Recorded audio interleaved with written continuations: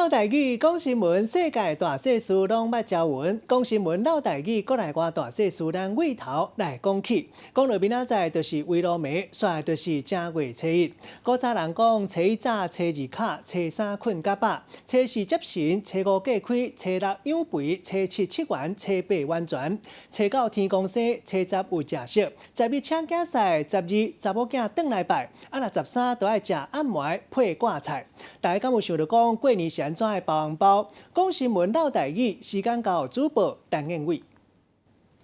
讲新闻老台语，国内外大小事咱尾头来讲起。大家好，我是陈彦伟。准备要过年啊，你敢想好今年红包到底要包偌济钱？另外，你敢知影包红包嘛有一寡禁忌哦。另外呢，这初四的部分爱接神，接神有一寡传统的风俗。今仔日老台讲新闻，带大家做伙来了解。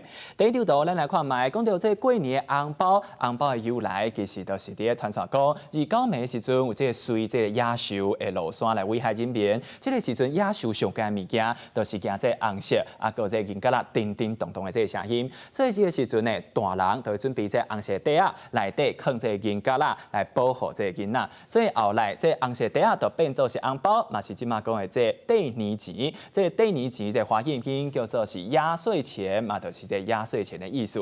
好，继续来看卖第年钱，其实就是来祝福这事事会当平安顺利。另外，这华语内底嘛有压岁钱，另外一个。天岁钱就是主要互这时大人会当祈求因身体健康，会当食饱子。继续来看卖红包到底爱包偌济钱？再来第一个部分来看卖爱包这双数，代表双双对对万年富贵。来看卖这数字2个部分，代表福禄双喜。另外6个部分代表六六大顺。另外来看卖。8个部分就是代表发大财，另外避免这4啊个这单数的这数字。另外看卖包红包的时阵，有一寡禁忌哦。第一个就是红包千万爱用新的这钞票，为什么呢？因为新的一年代表新的气象。第二个部分来看卖红包袋啊，嘛爱用这新的，为什么要用新的？因为若是用旧的，用别人包好你的这红包袋啊，就代表好运已经互别人摕走啊。第三个部分就是红包袋啊，嘛卖封起来，因为或者好运甲财运嘛拢会封起来。来看卖包好时大人的这红包，嘛愈来愈大包，就代表祝福嘛当愈来愈济。上尾一来看卖这红包，若是直的，就代表正财；这还就代表偏财。好，继续来看卖过年有一句俗语叫做初一早、初二早、初三困到饱，初四爱创啥？初四爱接神，初五爱过开。讲到这个接神哦，来看卖接神嘛有一寡传统的风俗。来看卖初四爱接神，送神的日子就是伫旧历12月24。好，讲到这个接神哦，有一句俗语叫做送神早，接神暗，意思就是讲，这送神的时阵爱互这身边较早转去咧，好好休困，好好过年。这接神的时间莫嘛遮尔早，爱伫中昼了后才来接神。这地点爱伫倒位，地点爱伫财神庙，还是家己的厝内底拢会使。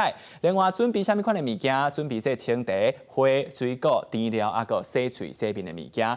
另外金纸的部分，嘛会当特别这价码金，价码金会当做成是鲜明的交通工具。另外拜拜桌顶顶面嘛会当放这钱母，或这财运丰运拢总来。好，初四一寡传统的风俗，除了这接神以外，嘛会当摒扫厝内底，把这粪扫拢总单掉，嘛个在三桥的运势拢总嘛单掉。另外呢，嘛会当把这个火神祈求厝内底未发生火灾。上尾一个初四的时阵食饭，千万莫把所有物件拢总食了，爱有春。为什么呢？有春有春，代表年年有春。